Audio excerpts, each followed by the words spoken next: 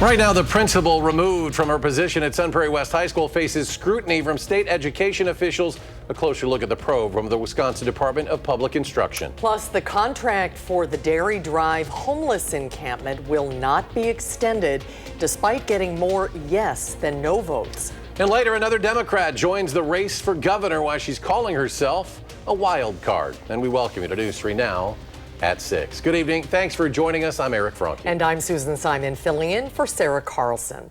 We begin with new details tonight from Sun Prairie West High School as it continues to deal with the fallout from a child sex crimes investigation. We're now learning that the principal removed from her position amid the investigation is now facing scrutiny from state licensors. Online records show the Wisconsin Department of Public Instruction is investigating Jennifer Ploger's teacher's license and administrator's license. The Sun Prairie Area School District would not confirm to News 3 Now whether or not Ploger was placed on leave. Last month, multiple Sun Prairie school staff members were placed on leave while police and an independent investigator looked into handling of allegations against former Sun Prairie West Dean of Students, Robert Gilkey-Meissegeyer. The Sun Prairie Board of Education hired a Milwaukee area attorney to investigate whether school staff failed in their duties when it came to reporting Gilkey-Meissegeyer to authorities. Gilkey-Meissegeyer pleaded not guilty to the charges in Dane County during an arraignment earlier this month. And as we mentioned, the district conducting its own investigation after the summer's developments. Parents and students are speaking out about the charges. Tanasia Shaw has been covering this story since police started their investigation, and she joins us with the latest. Tanasia? Yes, and since this investigation has started, parents and students have packed school board meetings asking for transparency from the district. In July, police arrested Robert Gilkey-Meissegeyer. Since then, there has been major leadership changes. 2 school board members have stepped down, and just yesterday, the district announced a new principal at Sun Prairie West. The community is saying Gilkey-Meissegeyer's case is a part of an unfortunate trend. When I heard the news about Rob, I was not surprised, merely disappointed that this had happened yet again. In my entire time in this district, from kindergarten through 12th grade, there have been sex offenders, violence, and dysfunction in essentially every stage of school that I've attended. You caused more concern than you sought to diminish. You caused people to assume the worst about staff members. You hid information, and you created a media frenzy that unfortunately will only get worse. It is now a national media frenzy that exists.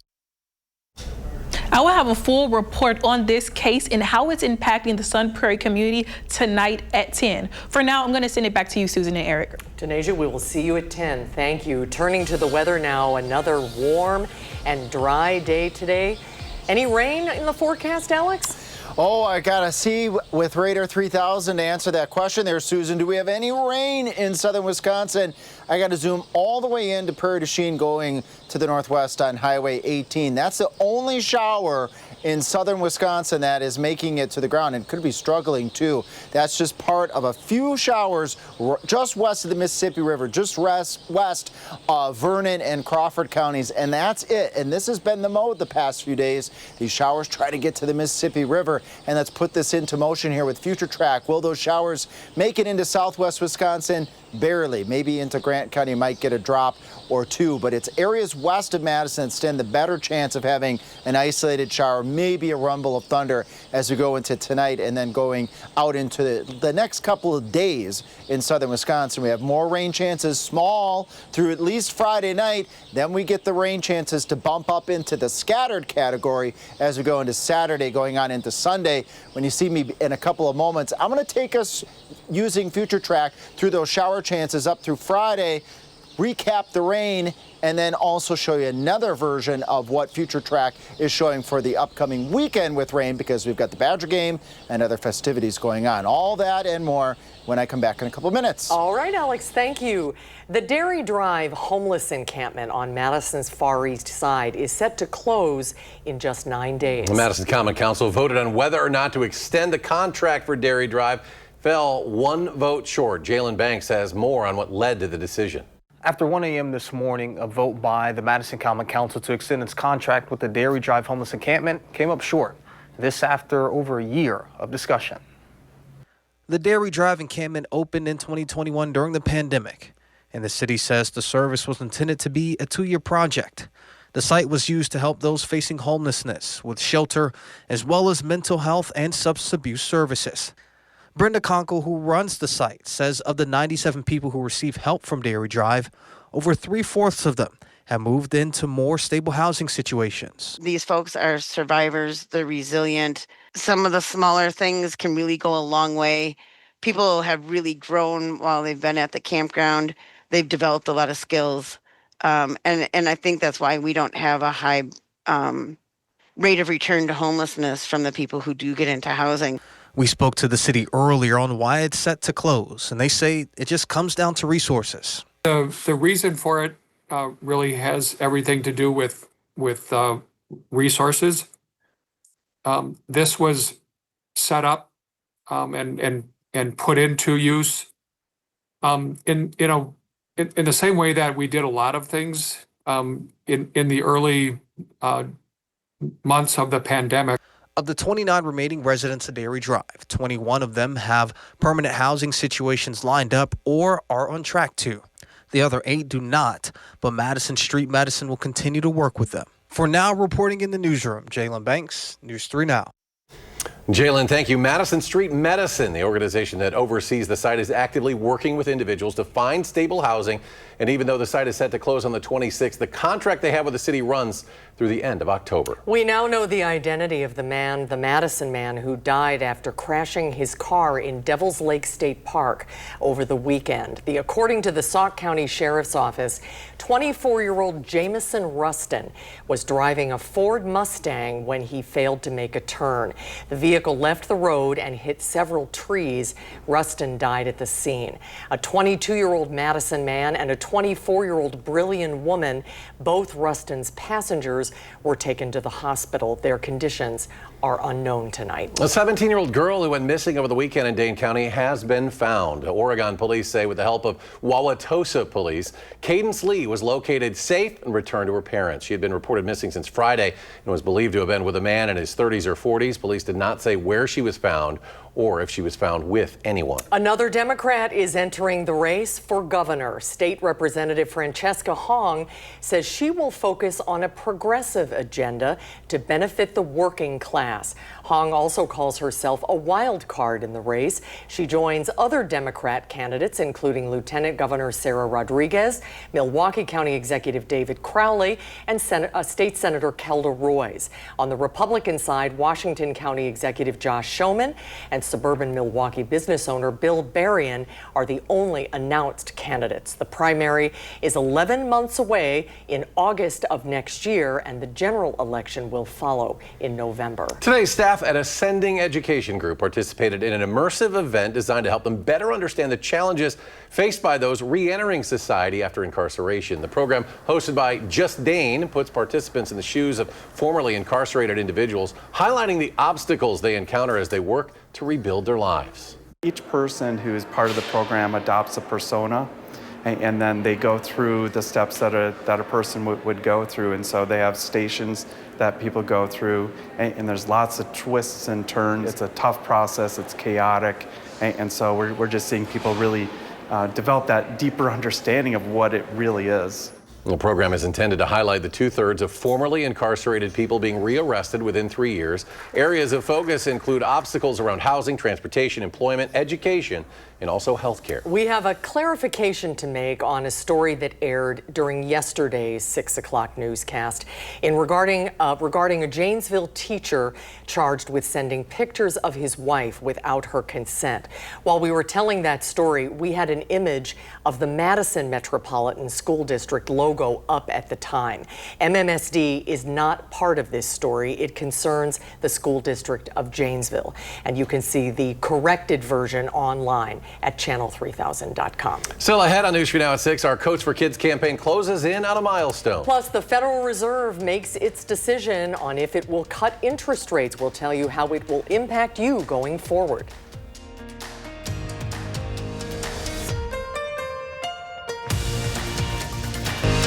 You're watching News 3 Now at 6.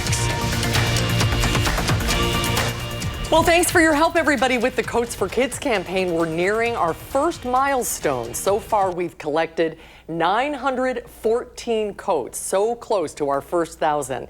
Right now, we're looking for kids' winter coats, jackets, and accessories, anything that is new or gently used that your kids are no longer using, and we'll also take adult sizes as well. So check your closets for any winter gear that you're not wearing anymore, and you can make a donation at any Madison area Clinky Cleaners from now until October 4th.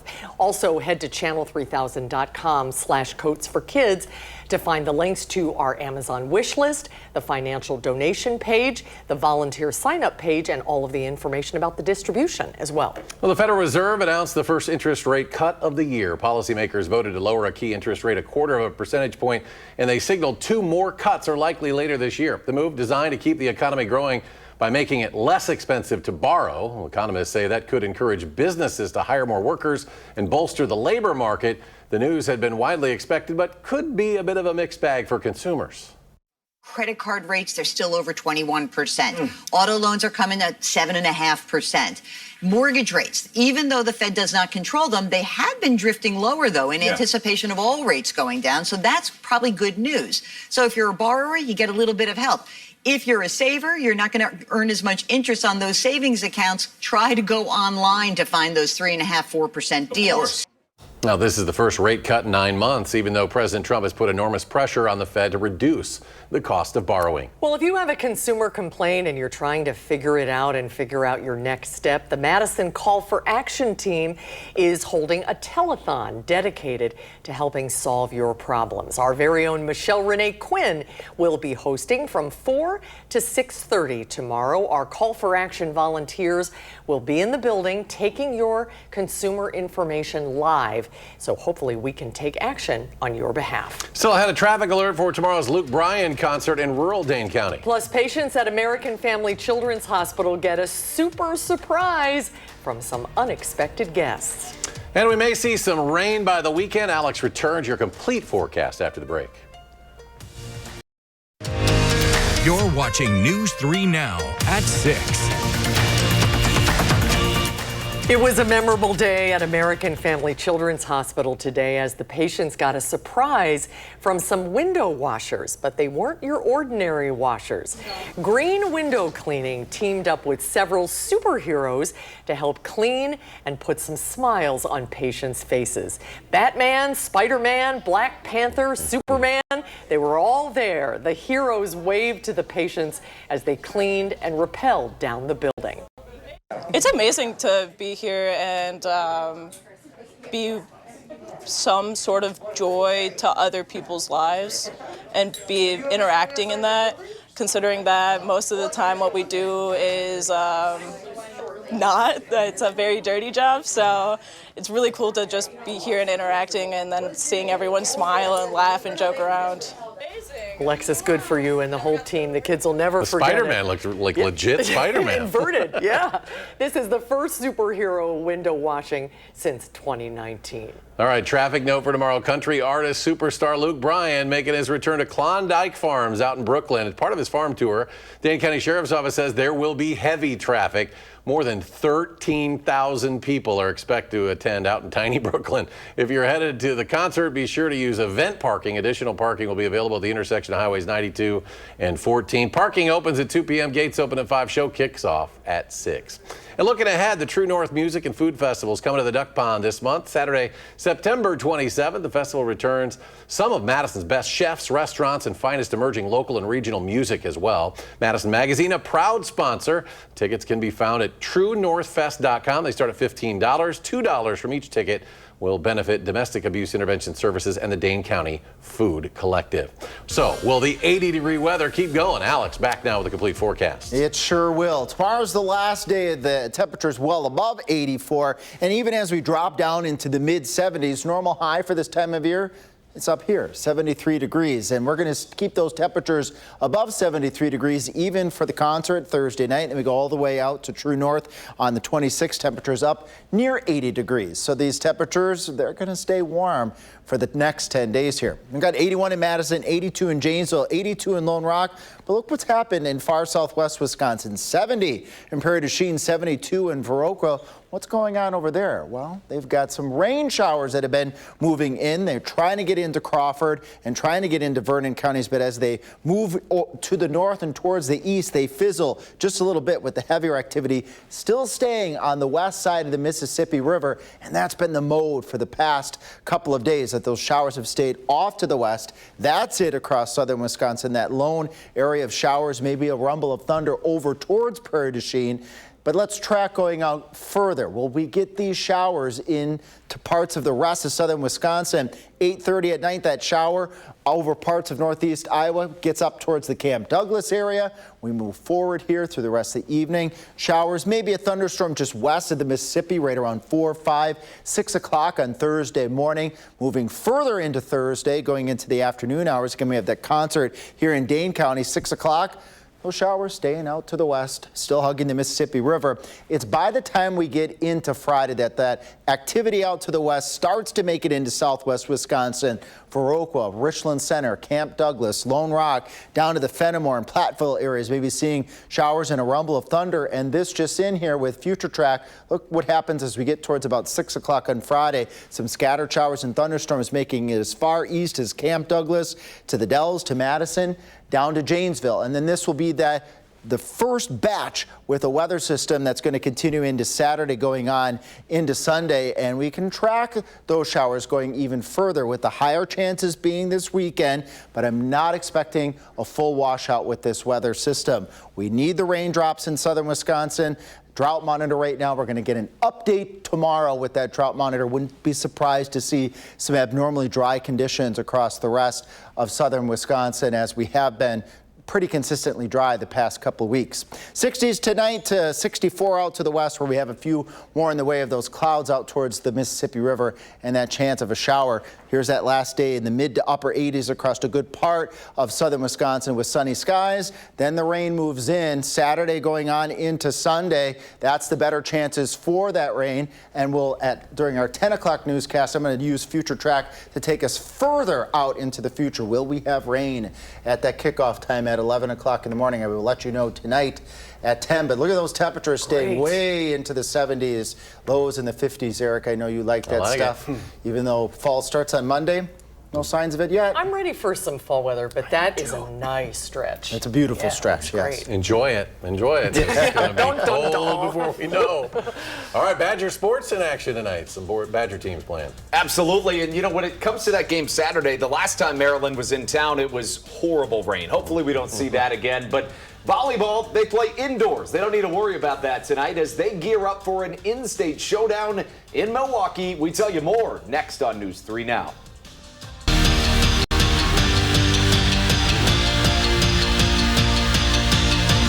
As we speak, Wisconsin volleyball is preparing for their final road game before beginning their Big Ten slate. It is a big one tonight in Milwaukee as the Badgers play Marquette at Fiserv Forum. The match doesn't start until 8 p.m., which Kelly Sheffield said he was kind of annoyed about. But hey, when you're on TV, you got to go with what it is. His group looking to grow the sport that they care about most in front of 2 Wisconsin-based crowds.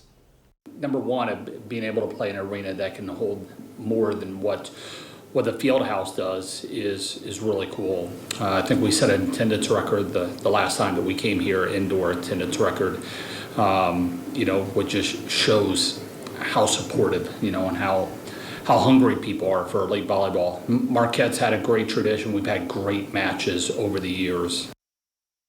Before the Brewers game yesterday, there was a first pitch that lived up to the hype. Wisconsin men's basketball was in Milwaukee promoting their games in the Cream City this winter. They play Oklahoma at Fiserv in a preseason exhibition, and later on in the year, they'll play Villanova at Fiserv in December. But how about that first pitch? Greg Gard heaving one right over the heart of the plate for a perfect strike. Well, I got it across the plate, and I didn't one-hop it like Mark Tauscher, so... that's a long ways, further than you think it is, especially with all those eyes on you. But it's an awesome opportunity to do this. It's my 3rd time doing that, so it means obviously we've got lot of eyes on us, and people are excited about Badger basketball, and happy to be down here. I mean, how good does it get in this state? You got Packers, Brewers, and Badgers, and Packers and Brewers are obviously doing awesome things, and we're going to try to follow up here this winter. To the football field, where Jonathan Taylor was named the AFC's Player of the Week. This comes after accruing 215 total scrimmage yards, including this receiving touchdown. He helped his Colts beat the Broncos. It's the 4th time in the Badger legend's career that he's won the award. Wow, he was really picking on Tauscher there. Yeah, he was. He was. It was a good throw by It was a good guard, throw. though, no doubt. Impressive. Yeah. Final check of the forecast. Yeah, final check here. Rain will finally start building in. We need those raindrops. It's dry out there as we head towards later Friday. Going into the weekend, tonight at 10, we'll use Future Track to give you a projection of what that rain is going to be like around that Badger game. So you want to tune in at 10 for that. All right. Remember, no umbrellas. No The umbrellas, camp rain will stay ponchos. on. That's right. Thanks for joining us. Entertainment Tonight is next. Have a great evening, everybody. Hope to see you back here tonight at 10. You can always find us streaming 24/7 on Channel 3000 Plus.